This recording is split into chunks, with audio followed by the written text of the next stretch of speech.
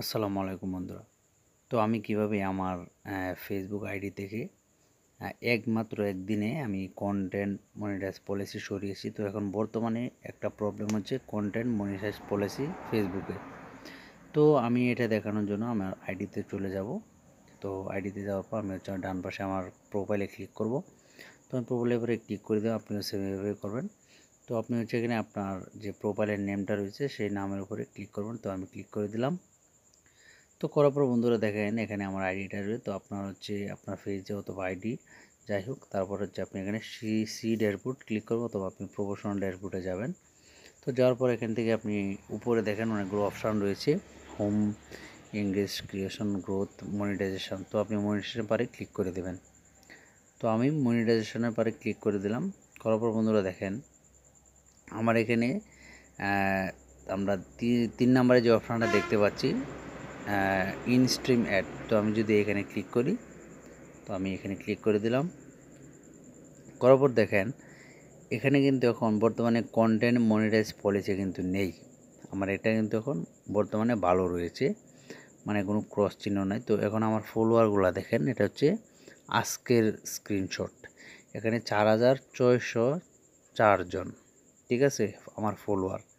মানে যেদিন content monetization policy ছিল সেই দিন ছিল হচ্ছে 4602 জন, আর এখন কন্টেন্ট মনিটাইজেশন পলিসি নেই, একদিনে আমার 2টা ফলোয়ার পেয়েছে। আচ্ছা ঠিক আছে, এখন মানে এটাই হচ্ছে আপনাদেরকে দেখানো যে আপনারা কিভাবে আমি একদিনে সরালাম সেটা আপনাকে বিশ্বাস করাবো কীভাবে, এই জন্য আর কি আমি স্ক্রিনশটটা দেখাচ্ছি। তো এবং করোনায় দেখেন আমার প্রোফাইলের ছবিটাও কিন্তু আপনার খেয়াল রাখেন, ঠিক আছে।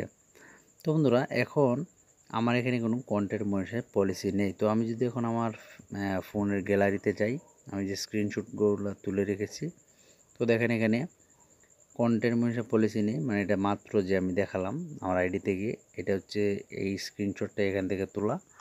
এবং আমি যদি আপনাদেরকে আরেকটা স্ক্রিনশট রয়েছে, সেটা হচ্ছে যে সময় হচ্ছে আপনার ওই সময় আমার কন্টেন্ট মনিটাইজেশন পলিসির প্রবলেমটা ছিল।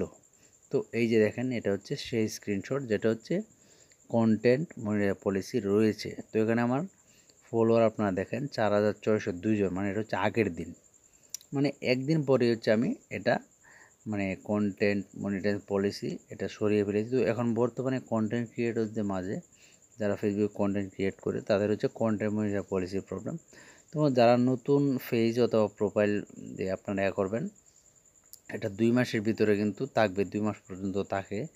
যদি আপনার কোনো কন্টেন্টে আপনার ভিডিওতে যদি কোনো কারো মিউজিক ইউজ না করেন, তাহলে কিন্তু এটা অটোমেটিকলি 2 মাস পরে চলে যাবে। তবে হ্যাঁ, আপনাকে লাইভ করতে হবে, ঠিক আছে।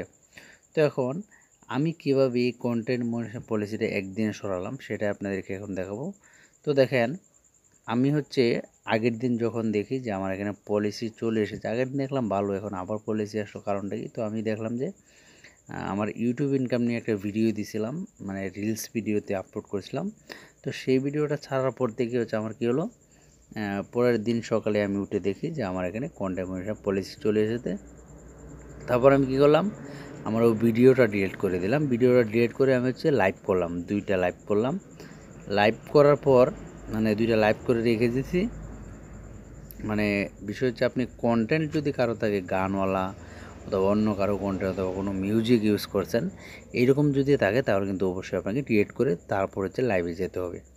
তো আপনার কন্টেন্ট মনিটাইজেশন পলিসি সরানোর একমাত্র উপায় হচ্ছে আপনাকে প্রত্যেক দিন 3 থেকে 4টা লাইভ করতে হবে। তো বন্ধুরা এই ছিল ভিডিও, সকলে ভালো থাকবেন। আসসালামু আলাইকুম।